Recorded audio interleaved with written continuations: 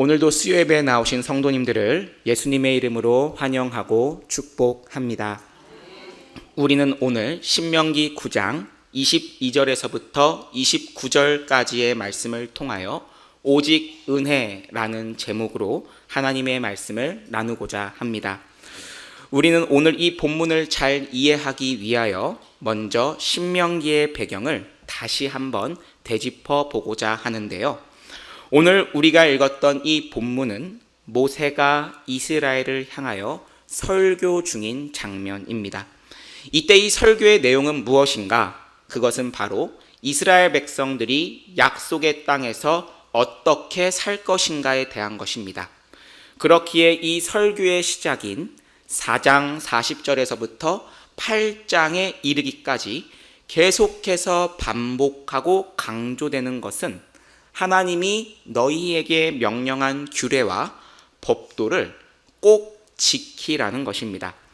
한번 나중에 집에 가셔서 신명기 펼쳐놓으시고 이 4장부터 8장까지 살펴보시면 하나님께서 이 모세를 통하여서 정말 많이 반복하고 강조하십니다. 너희는 내가 너희에게 명령한 이 규례와 법도를 지키라는 것을 정말 많이 반복합니다. 아무쪼록 이러한 하나님의 명령 가운데 우리가 특별히 기억할 것이 있습니다. 그것은 바로 규례와 법도를 지키라는 그 말씀이 우리를 노예와 같이 올가매는 그 차가운 강요로서 제시된 것이 아니라는 겁니다. 하나님은 도리어 이 백성들과 우리에게 규례와 법도를 지키라고 말씀하신 이유는 하나님을 향한 이 경애와 사랑이라는 인격적 관계로서 지켜야 함을 계속해서 강조하십니다. 따라서 신명기 6장 4절과 5절을 보시면 하나님은 모세를 통해 이렇게 말씀하십니다. 저희 함께 신명기 6장 4절과 5절을 읽어보실까요? 신명기 6장 4절과 5절입니다. 함께 읽습니다. 시작! 이스라엘아 들으라. 우리 하나님 여호와는 오직 유일한 여호와이시니 너는 마음을 다하고 뜻을 다하고 힘을 다하여 내 하나님 여호와를 사랑하라. 아멘. 바로 이것이 이스라엘 백성들이 하나님에게 보여야 할 반응이자 표현입니다. 그러면 하나님은 이 말씀에 반응하는 자들에게 어떻게 반응하실까요? 이 반응 대 반응으로 나타나거든요. 함께 신명기 7장을 찾아보겠습니다. 신명기 7장 12절과 13절의 말씀입니다. 함께 읽어보겠습니다. 시작! 너희가 이 모든 법도를 듣고 지켜 행하면 내 하나님 여호와께서 내 조상들에게 맹세하신 언약을 지켜 내게 인애를 베푸실 것이라.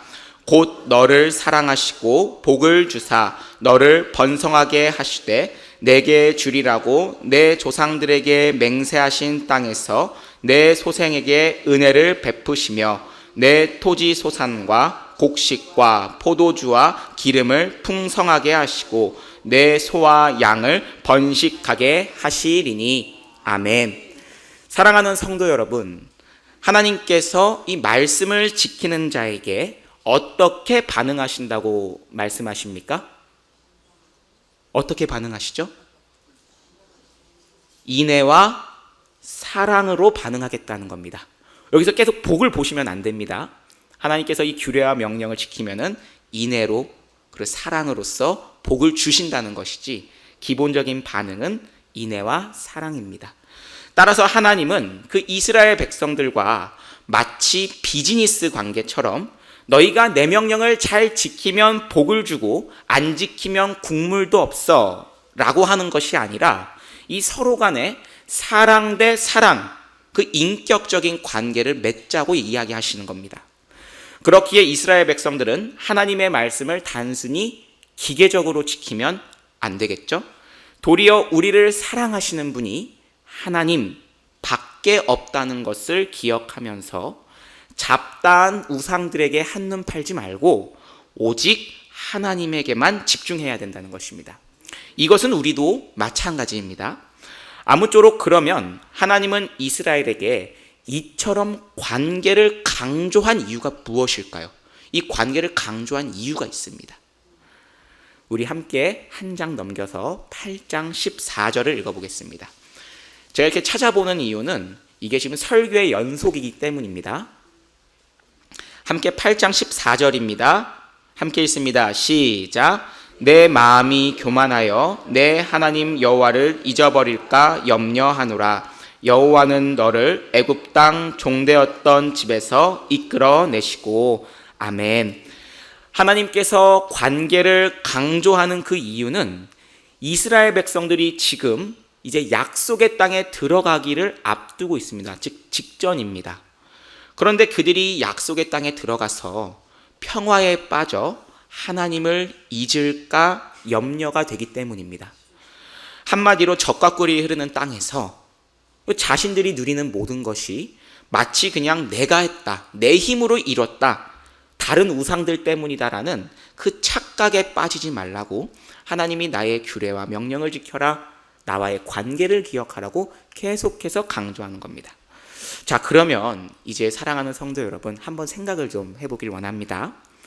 이스라엘 입장에서 하나님께 약간은 반론할 수 있지 않겠습니까? 이들은 지난 40년 동안 광야에 나와서 고생을 했습니다. 낮에는 구름 기둥과 밤에는 불 기둥으로 하나님께 전적인 순종을 했습니다. 그것도 매일 밤마다 또 매일 낮마다 때가 되면 쉬는 게 아니라 그것이 멈춰 설 때까지는 1시간이 됐든 이틀이 됐든 3일이 됐든 계속해서 걸어가야 했습니다.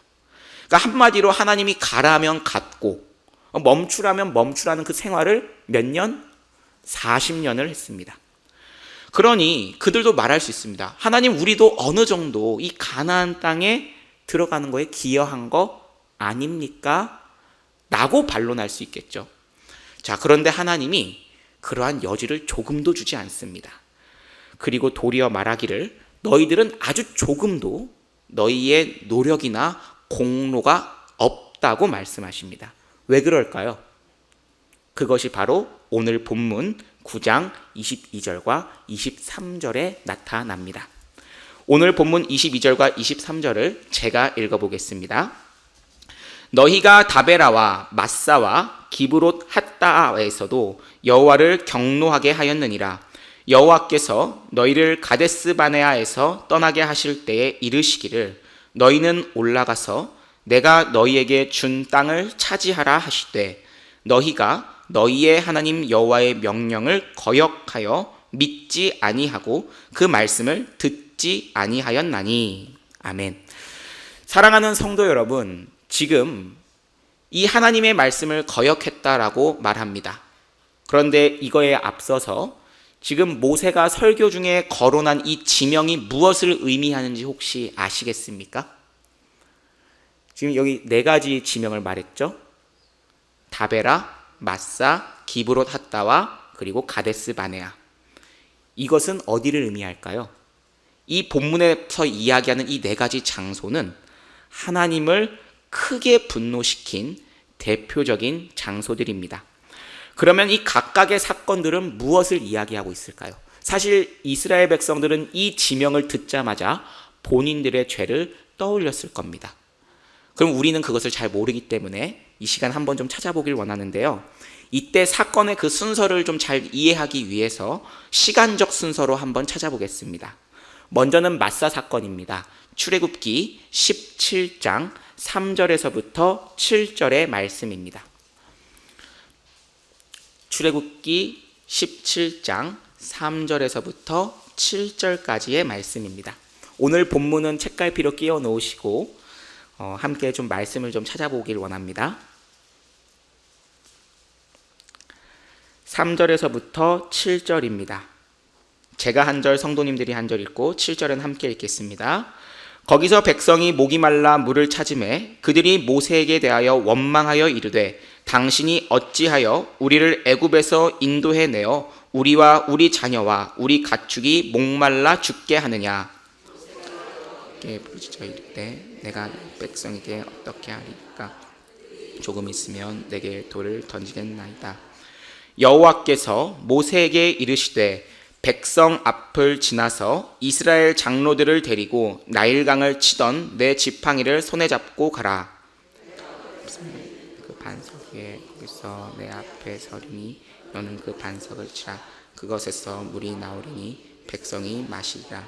모세가 이스라엘 장로들의 목전에서 그대로 행하니라. 함께 있습니다. 그가 그곳 이름을 마사 또는 무리바라 불렀으니 이는 이스라엘 자손이 다투었음이요 또는 그들이 여호와를 시험하여 이르기를 여호와께서 우리 중에 계신가 안 계신가 하였음이더라. 아멘. 사랑하는 성도 여러분, 이 마사에서 이스라엘 백성들이 하나님께 원망한 이유가 무엇입니까? 마실 물이 없어서입니다. 자, 그런데 마실 물이 없어서 화가 나는 거는 이해가 되는데 이 상황을 좀 살펴보면 상당히 당황스럽습니다. 왜냐하면은 이 당시 이스라엘 백성들은 하나님께서 홍해를 갈라 애굽을 탈출시킨 지 얼마 되지 않은 그 시점입니다. 그리고 홍해를 건넌 후에 우리가 잘 아는 것처럼 하나님이 마라에서 쓴 물을 달게 바꾸셨던 기적을 보이셨습니다. 즉 이스라엘은 불과 며칠 전에 하나님의 전능하심을 보았습니다. 열재앙도 보았고 홍해가 갈라지는 것도 보았고 쓴물이 단물이 되는 기적을 보았습니다. 그런데 그럼에도 불구하고 그들이 지금 원망하는 건 이겁니다. 마실 물이 없다는 그 이유로 하나님이 우리 중에 있는가 없는가를 불평하는 겁니다. 특별히 여기서 하나님을 시험했다고 합니다. 이 말은 곧 하나님께서 우리와 함께 한다는 그 사실을 입증하라는 겁니다. 증명해내라는 겁니다. 그러니까 이들은 이런 거죠. 마실 물을 내놓지 않으면 하나님이 함께 한다는 것을 믿지 못하겠다라고 시위하는 겁니다. 이 말이 안 되는 이야기죠. 결국에는 이스라엘은 이 애굽에서 구원해 주신 그 하나님의 은혜를 전혀 기억하지 못하고 그냥 하나님께 원망만 하는 겁니다. 그리고 하나님을 시험하는 거죠. 그렇기에 하나님의 분노를 사게 됩니다. 이것이 바로 첫 번째 마사 사건입니다. 두 번째는 다베라 사건입니다. 우리 민수기 11장 1절과 3절을 한번 보시겠습니다. 민수기 11장 1절과 3절입니다.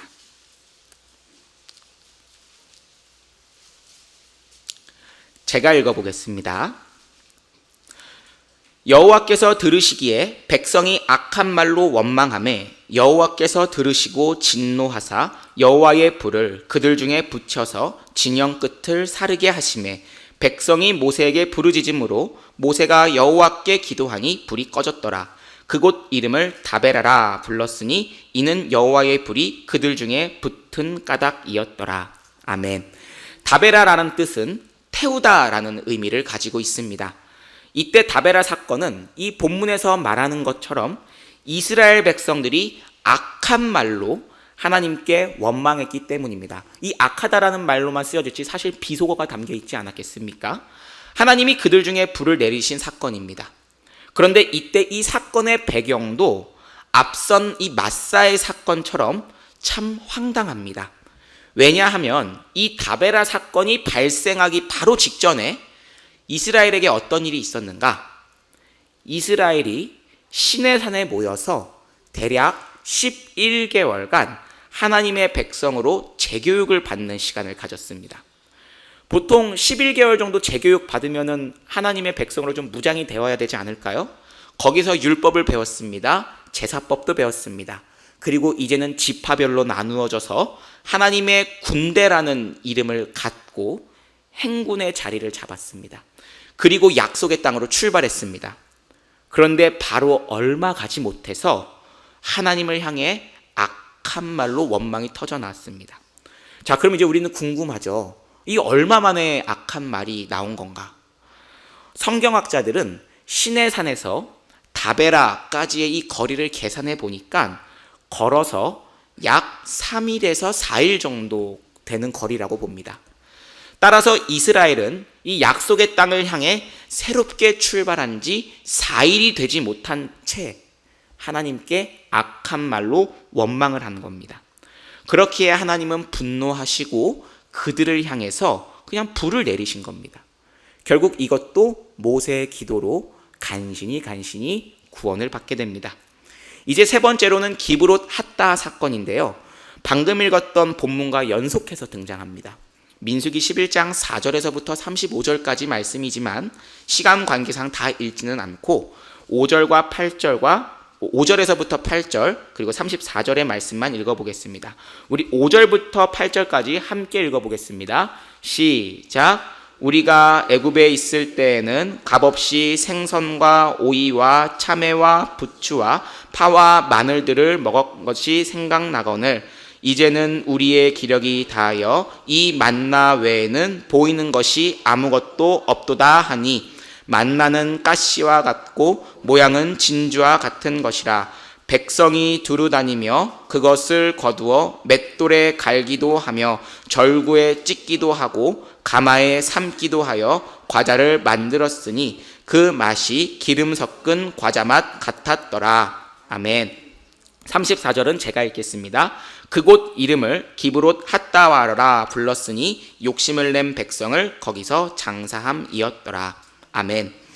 기브롯 핫다 사건의 내용은 이러합니다. 이스라엘은 광야 시절 동안 하나님이 주셨던 그 만나를 지겨워합니다. 그러면서 비교하는 게 무엇입니까? 노예 생활입니다. 노예 시절을 비교하는 겁니다.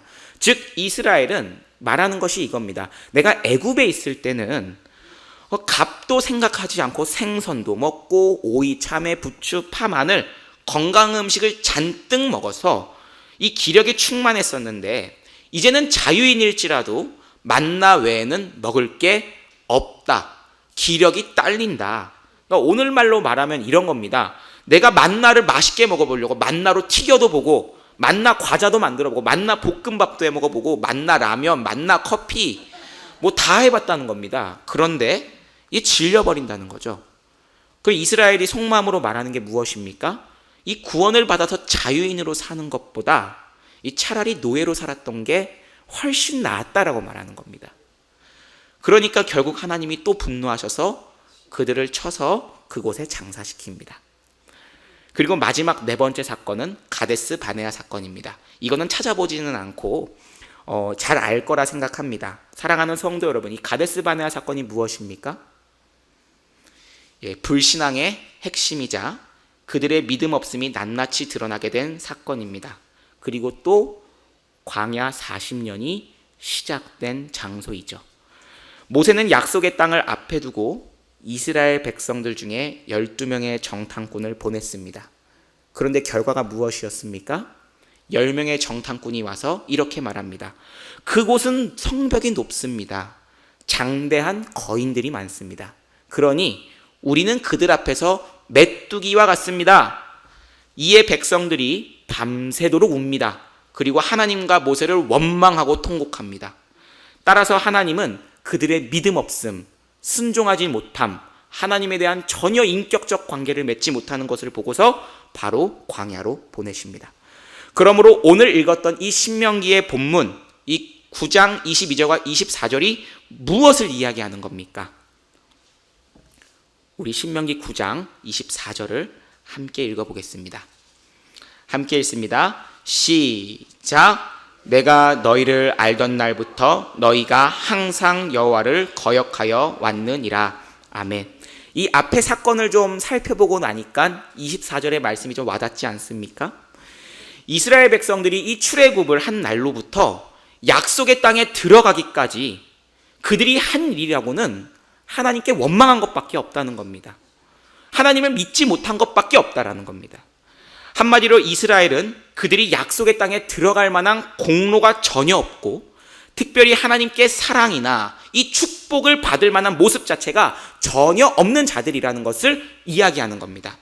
하지만 하나님은 그럼에도 불구하고 어떻게 하셨습니까? 포기하지 않았습니다.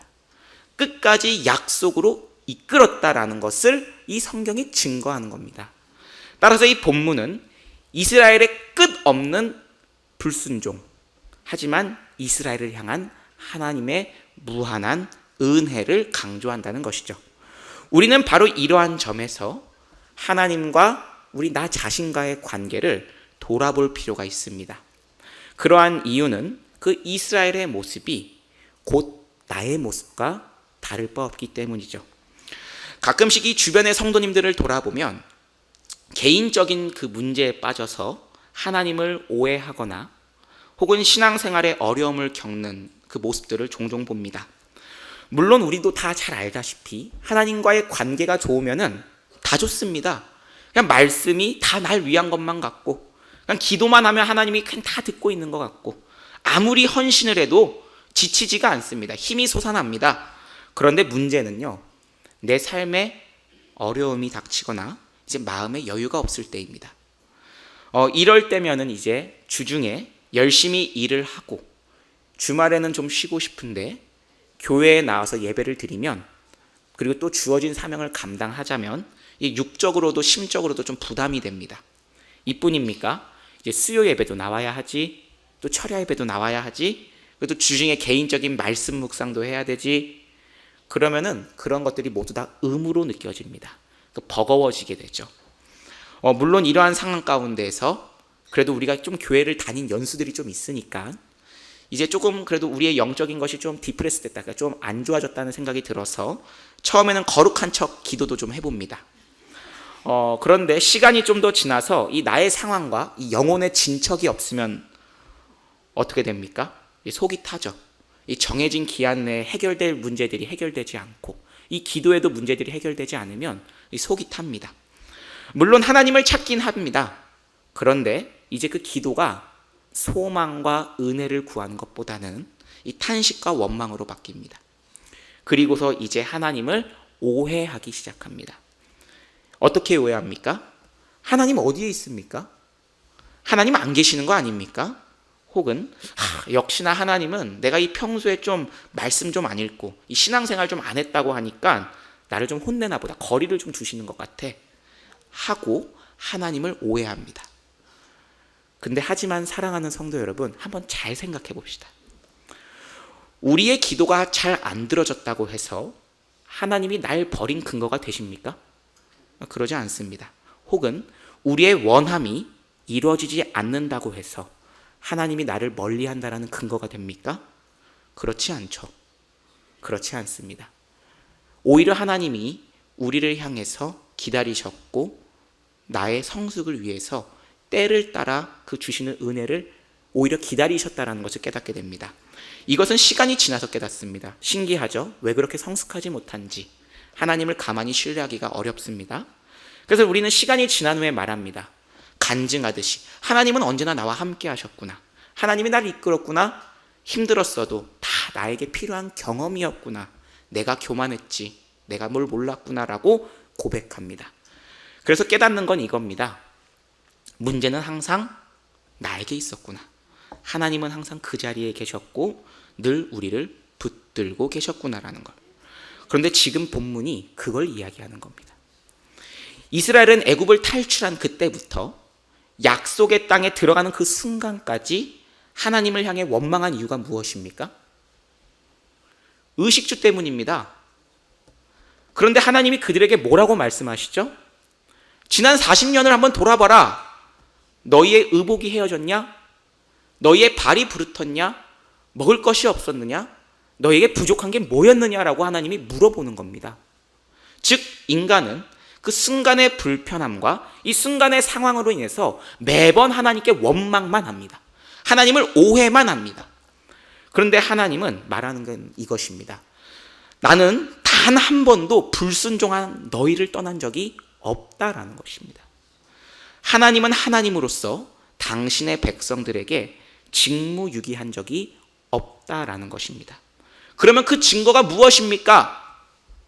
40년이 마무리되는 그 시점에 이스라엘이 그 증거입니다. 그들의 옷을 돌아보고 그들의 삶을 돌아보고 목숨이 붙어있는 걸 돌아보는 것이 증거입니다. 자, 그러면 오늘날 우리는 무엇이 증거이겠습니까? 지금 이 순간이 그 증거입니다. 하나님은 우리를 한 번도 조건적으로 부른 적이 없습니다. 다만 우리가 그 하나님을 오해하여서 말씀을 따라 살아갈 때만이 그 사랑을 받을 수 있다라는 조건이라고 하나님을 오해한 것입니다. 하지만 하나님은 그 율법을 통해서 우리를 조건적으로 부른 게 아닙니다. 협박하는 것도 아닙니다. 특별히 하나님은 우리에게 이제 복음으로 자유한 우리에게는 이 율법을 주심으로써 하나님과 사랑하는 방법을 알려주는 겁니다. 우리가 성화를 이뤄가는 방법을 알려주는 겁니다. 따라서 하나님은 어제나 오늘이나 동일하게 우리에게 은혜를 베푸셨고 또 지금도 베푸시고 있으며 우리를 이 은혜 자리로 불러주신 겁니다. 이것을 믿으면서 우리는 오늘도 하나님 앞에 겸손히 은혜를 구하시기를 바랍니다. 물론 여기에 계신 분들 중에 혹시 그럴 수 있습니다. 하나님의 은혜가 느껴지지 않습니다, 목사님. 저는 너무나도 하나님과 멀리 떨어진 것 같아요. 또 때로는 명확한 나의 죄로 인해서 그 죄책감과 하나님에 대한 죄송한 마음으로 은혜로부터 미끄러질 때도 있을 것입니다. 그러면 우리는 어떻게 해야 할까요?